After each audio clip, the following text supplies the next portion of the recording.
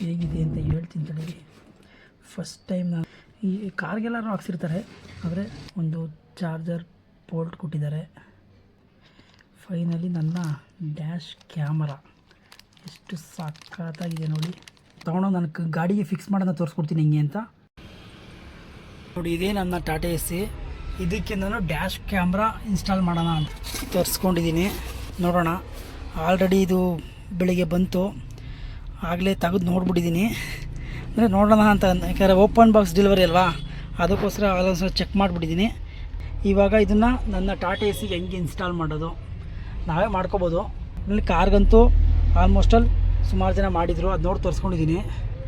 ನನಗೆ ಇದು 3800 ರೂಪಾಯಿನೂ ಆಯಿತು. ಬನ್ನಿ ಇವಾಗ ಇದನ್ನ ಯಾವ ಥರ ಇನ್ಸ್ಟಾಲ್ ಮಾಡೋ ಅಂತ ನೋಡೋಣ. ಪ್ರತಿಯೊಂದನ್ನು ತೋರಿಸ್ಕೊಡ್ತಾ ಹೋಗ್ತೀನಿ ಹೆಂಗೆ ಏನು ಅಂತ. ನನಗೇನು ಗೊತ್ತಿಲ್ಲ, ಫಸ್ಟ್ ಟೈಮು ನಾನು ಒಂದು ಯೂಟ್ಯೂಬ್ ಚಾನಲ್ ಯಾರ್ದಾರು ನೋಡಿಬಿಟ್ಟು ನಾನು ಆ್ಯಕ್ಚುಲಿ ಇದನ್ನು ತರಿಸ್ಕೊಂಡಿದ್ದು. ನನಗೂ ಗೊತ್ತಿಲ್ಲ ಹೆಂಗೆ ನೋಡೋಣ. ಏನಕ್ಕೋ ಎಲ್ಲರಿಗೂ ಒಂದೇ ಸರಿ ಗೊತ್ತಾಗುತ್ತೆ.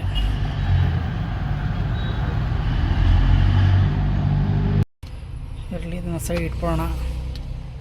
ಇದು ಬಂದು ಅದೇ ಇದ್ರ ಮೇಲೆ ಸ್ಕ್ಯಾನ್ ಮಾಡಿದ್ರೆ ಆ್ಯಪ್ ಡೌನ್ಲೋಡ್ ಆಗುತ್ತೆ ಇದರದ್ದು.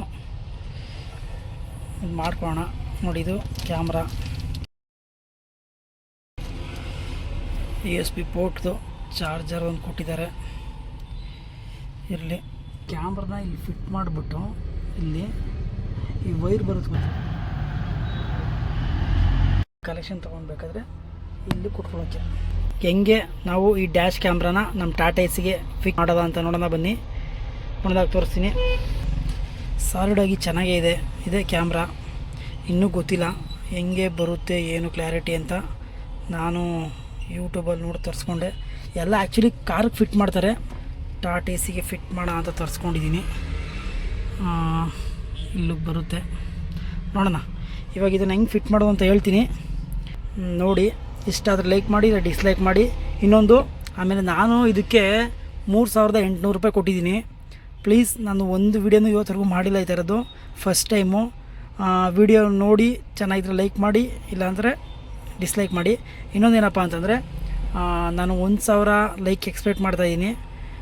ನೀವು ಇದೇ ಥರ ಏನಾರು ನನಗೆ ಸಪೋರ್ಟ್ ಮಾಡಿದ್ರೆ ನಾನು ಬೇರೆ ಬೇರೆ ಥರ ಗ್ಯಾಜೆಟ್ನೆಲ್ಲ ಅನ್ಬಾಕ್ಸ್ ಮಾಡೋಣ ಅಂತ ಅಂದ್ಕೊಂಡಿದ್ದೀನಿ. 3800 ರೂಪಾಯಿ ಬಂಡವಾಳ ಹಾಕಿದ್ದೀನಿ ಫಸ್ಟ್ ಟೈಮು ಯೂಟ್ಯೂಬಲ್ಲಿ ವೀಡಿಯೋ ಮಾಡೋದಕ್ಕೆ. ಇವಾಗ ಇದನ್ನ ಫಿಟ್ ಮಾಡೋಣ. ತುಂಬ ಕೇಬಲ್ ನೋಡಿ ಉದ್ದನೇ ಕೊಟ್ಟಿದ್ದಾರೆ.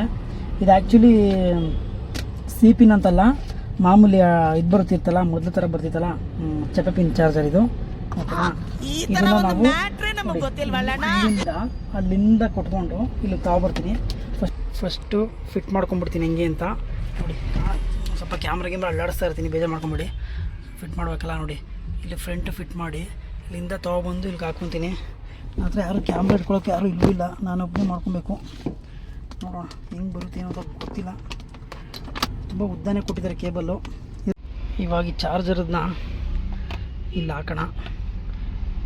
ಆನ್ ಆಗಿದೆ. ಫಸ್ಟು ಈ ಕ್ಯಾಮ್ರಾನ ಫಿಟ್ ಮಾಡೋಕ್ಕೂ ಮುಂಚೆ ಡೈರೆಕ್ಷನ್ ಕರೆಕ್ಟಾಗಿದೆಯಾ ಚೆಕ್ ಮಾಡ್ಕೊಂಬಿಡೋಣ. ವ್ಯೂ ಹೇಗೆ ಕಾಣುತ್ತೆ ಅಂತ. ವ್ಯೂ ಕಾಣೋದ್ರ ಮೇಲೆ ಇದನ್ನ ಫಿಟ್ ಮಾಡೋಣ.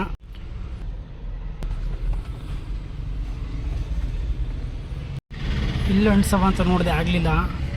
ಅದಕ್ಕೆ ತೆಗೆದು ಇಲ್ಲಿ ಅಂಟಿಸಿದ್ದೀನಿ. ಕ್ಯಾಮ್ರಾ ಕ್ಲಾರಿಟಿನ ಚೆನ್ನಾಗಿ ಬರುತ್ತೆ, ಅದನ್ನ ನಿಮ್ಗೆ ತೋರಿಸ್ತೀನಿ. ಇನ್ಸ್ಟಾಲೇಷನ್ ಆಗಿದೆ.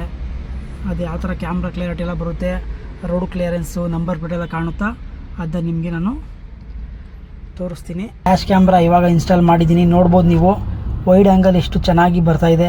ಕ್ಲಾರಿಟಿನೂ ತುಂಬ ಚೆನ್ನಾಗಿದೆ. ನಾವು ಕೊಟ್ಟಿರೋ ಕಾಸಿಗೆ ಮೋಸ ಇಲ್ಲ, ತುಂಬ ಚೆನ್ನಾಗಿದೆ. ಇದು ಡೇ ವಿಷನ್ನು ನೋಡಿ. ಇವಾಗ ನೈಟ್ ತೋರಿಸ್ತೀನಿ ನೋಡಿ. ನೈಟ್ ಹಿಂಗೆ ಬರುತ್ತೆ. ನೈಟು ಏನು ಅಂತ ಏನು ಮೋಸ ಇಲ್ಲ, ಚೆನ್ನಾಗಿದೆ, ಪರವಾಗಿಲ್ಲ. ಇಷ್ಟು ಬಂದರೆ ಬೇಜಾನು. ಯಾಕೆಂದರೆ ನಾವು ಹೋಗ್ತಾ ಇರ್ತೀವಿ, ರೋಡಲ್ಲಿ ಆ ಕಡೆಯಿಂದ ಬರ್ತಾರೆ, ಕುದ್ಬಿಡ್ತಾರೆ. ನಮ್ಮದೇ ಇಬ್ಬರಲ್ಲಿ ಒಬ್ರದ್ದು ತಪ್ಪಿರ್ಬೋದು, ಹೇಳೋಕ್ಕಾಗಲ್ಲ ಯಾರು ತಪ್ಪಿರುತ್ತೆ ಅಂತ. ಸುಮ್ಮನೆ ನಿಂತ್ಕೊಂಡು ವಾದ ವಿವಾದ ಮಾಡೋಕ್ಕಿಂತ ನನ್ನ ಪ್ರಕಾರ ಡ್ಯಾಶ್ ಕ್ಯಾಮ್ರಾ ಇದ್ದರೆ ತುಂಬ ಸೇಫ್ಟಿ ಅಂತ ಅಂದ್ಕೊತೀನಿ. ಅದಕ್ಕೋಸ್ಕರ ಹಾಕ್ಕೊಂಡಿದ್ದೀನಿ. ನೀವು ತರ್ಸಾಕ್ಸ್ಕೊಳ್ಳಿ. Thank you.